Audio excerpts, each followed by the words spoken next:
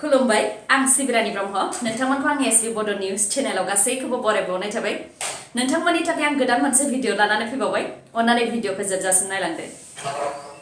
गिबि खोलोबनि आसाम विधानसभा बिसायख'थियाव मोनसे भट होग्रा मिरुआव रावबो भट होनो फैयाखै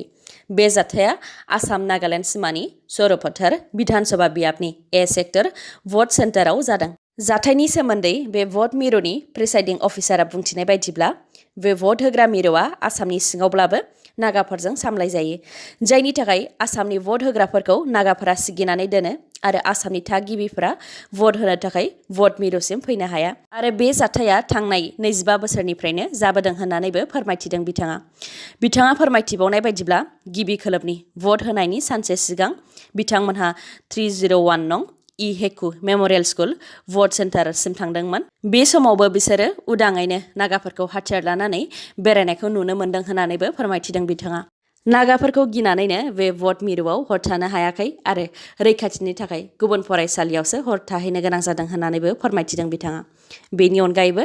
बे मिरुनि भटार लिस्टआव सा 24ल' भट होग्राफोर दङ नाथाय बिसोरबो गुबुन बोसोरनि बायदि नागाफोरखौ गिनानै सासेबो भट होनो थाखाय ओंखारबोआखै आरो नागानिनो सासे दैदेनगिरिया भट मिरुसिम फैनानै थाबैनो भट मिरुनिफ्राय थांफिननो थाखाय प्रिसाइडिं अफिसारखौबो बिथोन होफैदों होननानै फोरमायथिदों बिथाङा भट होनाया जोबखांनायनि उनावबो हिंसायारि जाथाय बे हिंसायारि जाथाया सतिया बियाबाव जादों भट जोबखांनायनि उनाव माखासे सिनाय मोनै सुबुंफोरा बिजेपिनि मावथि जितेन बसुमतारी आरो रिना बसुमतारीनि न'आव हाबनानै गाग्लोबहैदों आरो माखासे गोनां फोरमान पत्रफोरखौ सावनानै होदों बे जाथायाव रिना बसुमतारी आरो जितेन बसुमतारी बिथांमोनहा जोखोम जानायनि अनगायैबो माखासे सुबुंफोराबो जोखोम जादों उनाव जोखोम जानाय सुबुंफोरखौ फाहामथायनि थाखाय फाहामसालिसिम लानानै थांनाय जादों खौराङाव मोननाय बायदिब्ला बे बियाबनि कंग्रेसनि मावथिफोरानो बे हिंसायारि जाथायखौ सोमजिहोदों होननानै मिथिनो मोननाय जादों बिटिसि बिसायख'थिनिफ्रायनो न'आव उन्दुनो हायाखै बिटिसिनि बारग' गाहाय हाग्रामा महिलारि बिथाङा बे खोथाखौ हाग्रामा महिलारि बिथाङा गावनो खौरांगिरिनि सिगाङाव फोरमायथिदों बिथाङा खौरांगिरिफोरनि सिगाङाव बुंथिदों दि थांनाय बिटिसि बिसायख'थिनिफ्रायनो बिपिएफनि मावथिफोरनि सायाव नङैयावनो दाय जाबसिनानै गोबां बिपिएफनि मावथि आरो मददगिरिफोरखौ जोबथेसालियाव जोबनानै दोनदों आरो गोबांनि सायावनो अयथासार खालामबोदों बिपिएफनि मददगिरिफोरखौ दाय जाबसिनानै जोबथेसालियाव दोननायनि अनगायैबो हाग्रामा महिलारि बिथांखौबो सोलो खालामनानै जोबथेसालियाव जोबनो थाखाय दिनैसिमबो न'आव नागिरफैयो होननानै बुंथिदों बिथाङा जायनि थाखाय हाग्रामा महिलारि बिथाङा दिनैसिमबो न'नि बाहेरा गुबुन जायगायावसो हर थानो गोनां जायो होननानैबो फोरमायथिदों बिथाङा बेफोर गासैबो डक्टर हेमन्त बिश्व शर्मा बिथांनिनो सोलो आरो दादागिरि होननानैबो बुंथिदों बिथाङा आरो डक्टर हेमन्त बिश्व शर्मा बिथांनि दादागिरिया बिसायख'थिनि रिजाल्टनि उनावनो जोबगोन होननानैबो फोरमायथिदों बेनि अनगायैबो खौरांगिरिया सोंथि खालामदोंमोन दि जोबथेसालियाव जोबजानो गिनायनि थाखायनो न'नि बाहेरा गुबुनाव हर थायो नामा होननानै बिनि फिन बिथाङा बुंथिदों दि जोबथेसालियाव जोबनायखौ गिया नाथाय नंखाय दाय जाबसिनानै जोबथेसालियाव जोबनो नागिरनायनि थाखायसो गुबुन जायगायाव हर थायो 5 बोसोर बिजेपि सोरखारजों मोजाङै सोलिबाय थानायनि उनाव हरखाबै बिजेपि आरो बिपिएफनि गेजेराव गोरोबलायै सोमजिनायनि सोमोन्दै बिथां हाग्रामा महिलारि बिथाङा फोरमायथिदों दि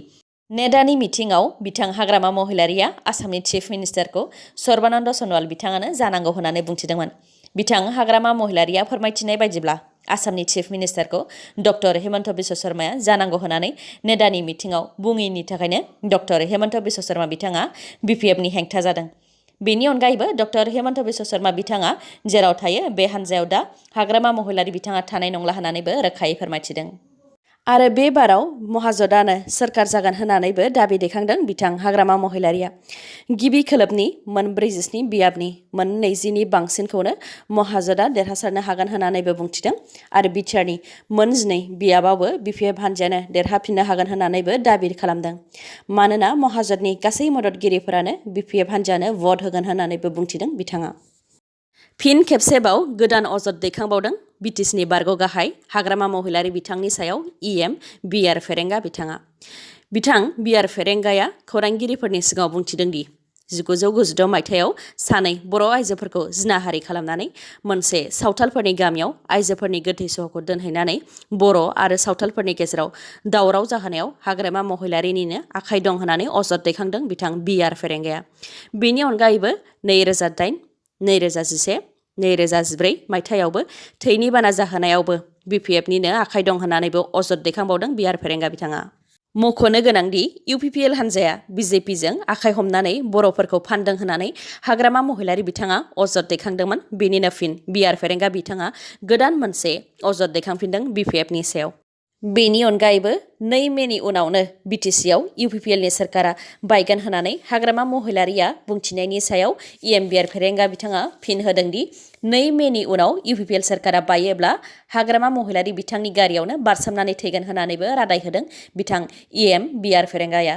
आरो UPPLखौ फेजेननो हायाब्ला गावनि गारि अदेबानि बिआर फेरेंगानि गारियाव हाग्रामा महिलारि बिथाङा बारसोमनानै थैनांगोन होननानैबो बुंथिदों बिथां बिआर फेरेंगाया। भिडिअखौ जोबजासिम नायलांदो। लोगोसे नोंथाङा दासिमबो आंनि चेनेलखौ साबस्क्राइब खालामाखैबा अन्नानै साबस्क्राइब खालामदो। लोगोसे बेल आइकनखौबो क्लिक खालामदो जाहाथे गोदान भिडिअ लानानै आं फैयोब्ला नोंथांनाव सिगांग्रो नटिफिकेसन सौहैयो। 30 नं सानजा क'क्राझार बिधान सभा बियाबनि UPPLनि बिजाथि लरेन्स इस्लारि बिथाङा दासान्दि बिसायख'थिनि थाखाय गोख्रों फोसावदिं मेल खुंगासिनो दङ। फोसावदिं मेल खुंनायनि गेजेरजों बिथाङा माखासे रादाय होदों। बिथाङा बुंथिदों दि NRLMनि गेजेरजों मोन 4,700 सेल्फ हेल्प ग्रुपनो मोनफा ग्रुपआव 50,000 राङै अनसुंथाइ होगोन आरो BTC सोरखारा मोन 400 सेल्फ हेल्प ग्रुपनो मोनफ्रोमनोबो 30,000 राङै आइजोफोरनो अनसुंथाइखौ होगोन। बेनि अनगायैबो क'क्राझार जिल्लायाव BPL नखरनि सा 10,000नि बारा फरायसाफोरनो साइकेल आरो 1 लाखनिबो बारा फरायसाफोरनो स्कुल बेग होनाय जागोन होननानैबो बुंथिदों बिथाङा। BJPनि MLAखौ बुनायजों लोगोसे गाननाय जोमनाय सि जोमखौबो बिसिनानै होदों। बे जाथाया पान्जाबनि मुक्तासर साहिब जिल्लानि मालाव टाउनाव जादों। रायजो राजाफोरजों सि जोम बिसिजानाय BJPनि MLAनि मुङा नारां। रिपर्टनि बायदिब्ला माखासे BJPनि MLA आरो मावथिफोरा पान्जाबनि chief minister captain Amarinder Singh बिथांनि कंग्रेस सोरखारनि हेंथायै सोमावसारदोंमोन। कंग्रेस सोरखारा थांनाय 4 बोसोराव जि खामानि मावनांगौमोन बेफोर खामानिखौ मावफुंजोबनो हायैनि थाखायनो BJPनि MLAफोरा सोमावसारदोंमोन। मख'नो गोनांदि BJP सोरखारजों बानायजानाय आबादारि 3 बिलनि हेंथायै पान्जाबनि गोबां आबादारिफोरजों लोगोसे रायजो राजाफोरा भारत सोरखारनि हेंथायै गोलाव समनिफ्रायनो सोमावसारगासिनो दङ आरो बिथांमोनहा पान्जाबनि बबेबा जायगायाव BJPनि मावथिफोरखौ हाबनो होआ,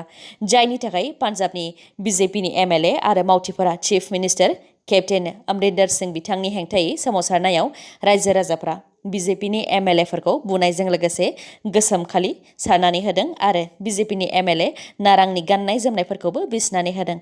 उनाव जाथाय जानाय जायगायाव पुलिस प्रशासना थांनानै BJPनि MLA आरो मावथिफोरखौ रायजो राजानि आखाइनिफ्राय रैखा खालामहैनो हादों आरो जोखोम जानाय MLAफोरखौ फाहामथायनि थाखाय फाहामसालिसिम लानानै थांदों। नैथि आरो थामथि खोलोबनि आसाम बिधान सभा बिसायख'थिखौ नोजोर होनानै क'क्राझार जिल्ला पुलिस बिफाना सांग्रांथियारि पेट्रलिं खालामदों। बिसायख'थिखौ लानानै रायजो राजाफोरनि गेजेराव माबाफोर जेंना दं नामा बेखौ नायबिजिरनो थाखाय क'क्राझारनि पुलिस बिफाना क'क्राझार सहराव रायजो राजाफोरजों सावरायलायदों। क'क्राझार पुलिस बिफाना बुंथिनाय बायदिब्ला दासान्दि बिथांमोनहा दाब जायगायावनो सांग्रांथियारि रेलि दिन्थिफुंनाय हाबाफारिखौ मावगासिनो दङ। बेनि अनगायैबो 15 जौखोन्दोआ सेन्सिटिभ पलिं स्टेशन आरो 85 जौखोन्दोआनो गोजोन पलिं स्टेशन होननानैबो फोरमायथिदों। बेजों लोगोसेनो बिसायख'थिनि थाखाय गोख्रों सिग्रोमनायाव दासिम 90 लाख रां हमनो हाबाय, 30,000 जौ हमनो हादों आरो 35,000 जौखौ नष्ट खालामनो हादों होननानैबो फोरमायथिदों क'क्राझार जिल्ला पुलिस बिफाना। दिनैनि भिडिअआ एसेनोसै। गाबोन आरो गोदान भिडिअजों लोगो मोनफिनबावगोन। नोंथाङा दासिमबो आंनि चेनेलखौ साबस्क्राइब खालामाखैबा अन्नानै साबस्क्राइब खालामदो। लोगोसे लाइक, कमेन्ट आरो शेयार खालामनो दाबाव। गोजोन्थों।